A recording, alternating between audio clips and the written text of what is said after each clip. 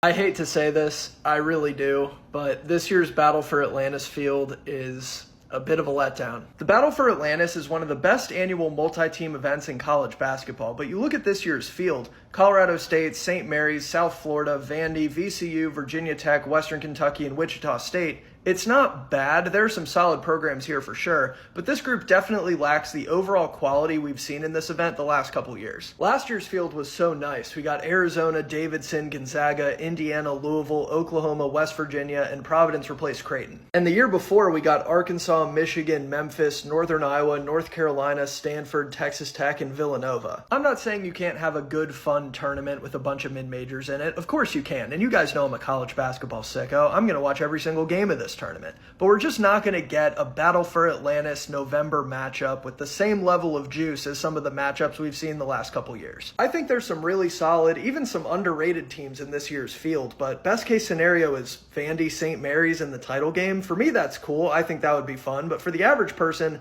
that's not going to move the needle all that much. One thing I am curious about is if this will just be a down year for the Battle for Atlantis, or if this is the kind of thing we can expect to see moving forward, because now there are events like the Players Era Festival attracting big name schools by giving them $1 million just to show up. I'm sure this year's Battle for Atlantis will be fun in its own way, but this year's event will lack the juice of the last couple years.